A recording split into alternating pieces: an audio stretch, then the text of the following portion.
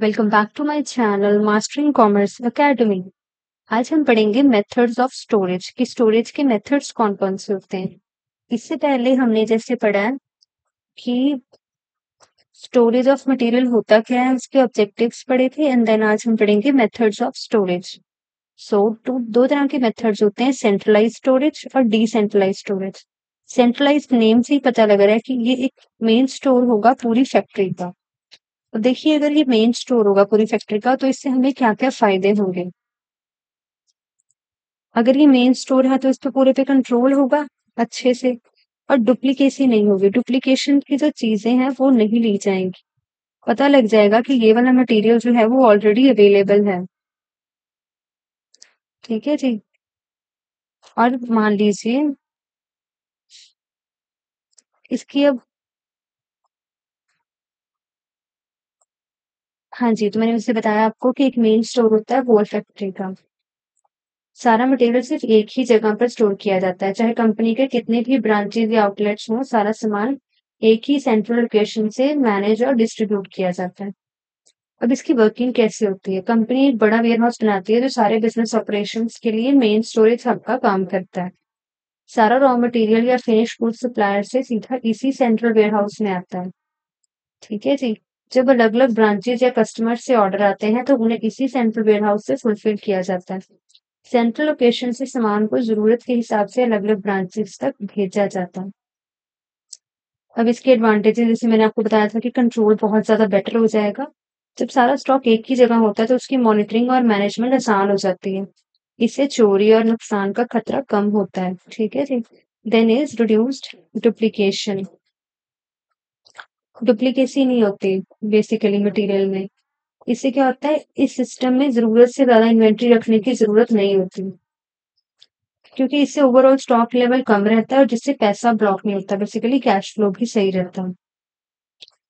बहुत सारे multiple where houses चलाने के लिए खर्चा ज्यादा होता है, जिससे कि हम इसमें रेंट, इलेक्ट्रिसिटी और स्टाफ की वेजेस कट कर देते हैं, तो इससे हमारी क्या होती है, कॉस्ट कम हो जाती है। जब बड़े ऑर्डर दिए जाते हैं तो सप्लायर से डिस्काउंट मिलते हैं, क्योंकि पूरी कंपनी के लिए एक ही ऑर्डर दिया जाता है। अब इसके कुछ डिसएडवांटेजेस भी हैं, लाइक मटेरियल में take longer to reach departments. इससे क्या होता है, डिलीवरी स्लो होती है। रिमोट लोकेशंस पे कस्टमर को डिलीवरी मिलने में समय लग सकता है। ट्रांसपोर्टेशन कॉस्ट ज्यादा आती है, क्योंकि सामान को एक ही जगह से दूर दूर की ब्रांचेस तक भेजना पड़ता है, इसलिए ट्रांसपोर्टेशन का खर्चा बढ़ सकता है। अगर सेंट्रल वेयर हाउस में आग लग जाए या फिर कोई बड़ी प्रॉब्लम हो जाए तो पूरा बिजनेस ठप हो सकता है। सारा स्टॉक एक ही जगह पर होने से ये रिस्क बहुत ज्यादा बढ़ जाता है। एग्जाम्पल इज लाइक, अगर एक सीमेंट का प्लांट है, उसने अपना सारा रॉ मटेरियल एक ही जगह रखा हुआ है, लाइक लाइमस्टोन, जिप्सम, कोल, तो ये एक सेंट्रल वेयर हाउस कहलाएगा। और इसके अलावा जैसे मैंने आपको बताती हूँ कि अगर अमेज़न इंडिया है, अमेज़न इंडिया एक बहुत बड़ा फुलफिलमेंट सेंटर है गुड़गाँव में। जब आप हरियाणा या दिल्ली से कोई प्रोडक्ट ऑर्डर करते हैं तो चांसेस है कि वो प्रोडक्ट गुड़गाँव से उसी वेयर हाउस से सीधा आपके पास आएगा।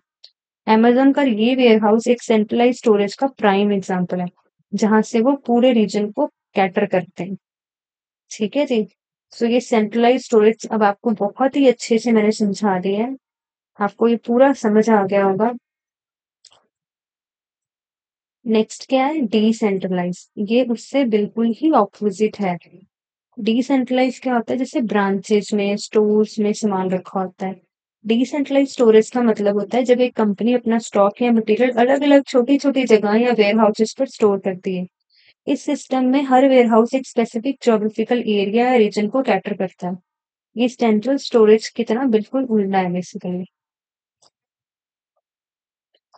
इससे क्या होता है, क्विक इशू टू प्रोडक्शन। इसमें टाइमली मतलब बहुत जल्दी क्विक इश्यू कर देते हैं प्रोडक्शन, क्योंकि जहां भी प्रोडक्शन हो रही है उसमें क्विकली हम उसको प्रोडक्ट को डिलीवर कर सकते हैं, क्योंकि स्टॉक कस्टमर के नजदीक होता है, इसलिए डिलीवरी बहुत जल्दी हो जाती है। सामान को लंबी दूरी तक ट्रांसपोर्ट नहीं करना पड़ता, जिससे ट्रांसपोर्टेशन का खर्चा भी कम आता है। अगर एक वेयर हाउस में कोई प्रॉब्लम हो जाए तो दूसरे वेयर हाउस से काम चल सकता है। इससे पूरे बिजनेस को नुकसान नहीं होता। जल्दी डिलीवरी से कस्टमर्स भी खुश होते हैं, जिससे बिजनेस की रेपुटेशन बढ़ती है।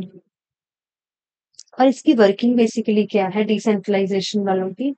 कंपनी अलग-अलग सिटीज या रीजन में छोटे-छोटे वेयर हाउसेस बनाती है। हर वेयर हाउस में उस रीजन की जरूरत के हिसाब से स्टॉक रखा जाता है। जब किसी कस्टमर या ब्रांच से ऑर्डर आता है तो उस ऑर्डर को सबसे क्लोजेस्ट वेयर हाउस से डिलीवर किया जाता है। ठीक है जी। अब इसके कुछ डिसएडवांटेजेस भी हैं, लाइक हायर कॉस्ट। इसमें क्या होता है, अलग-अलग जगह पर वेयर हाउस बनाने से रेंट, स्टाफ और यूटिलिटीज का खर्चा, लाइक इलेक्ट्रिसिटी होगी, इससे उनका खर्चा बढ़ जाता है बहुत ज़्यादा। इतने सारे वेयर हाउसेस को एक साथ मैनेज करना भी मुश्किल होता है। हर वेयर हाउस के लिए स्टॉक का हिसाब रखना और मैनेज करना मुश्किल होता है, जिससे इन्वेंट्री के रिलेटेड गलतियां हो सकती हैं और डुप्लीकेशन का रिस्क बढ़ जाता है। ओवर स्टॉकिंग कई बार अलग-अलग वेयर हाउस में जरूरत से ज्यादा स्टॉक जमा हो जाता है, जिससे कंपनी का पैसा ब्लॉक हो जाता है।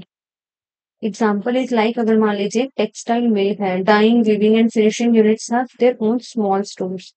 लाइक डाइंग का अलग है, वीविंग का अलग है, फिनिशिंग यूनिट का अलग है, तो इससे ये उसका एक एग्जाम्पल हो गया।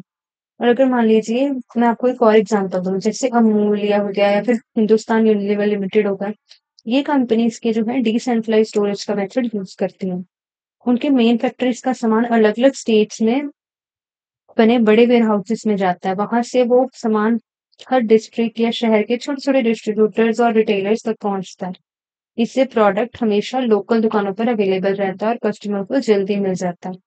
एज सच, लाइक वेरका, जो वेरका के जो बूथ्स हैं, लाइक जो वेरका का हेड ऑफिस है वो 6 स्टेट्स में, और पूरे ऑल ओवर पंजाब, चंडीगढ़, हिमाचल, उत्तराखंड, इन सब तक ये वेरका के बहुत छोटे-छोटे डिसेंट्रलाइज्ड स्टोरेज हाउसेस बने हुए हैं, जहाँ से वेरका का मेन हब जो है सेंट्रलाइज्ड स्टोरेज हब वहां तक पहुंच जाता है और उनसे आगे रिटेलर शॉप्स तक जाती हैं वो चीजें।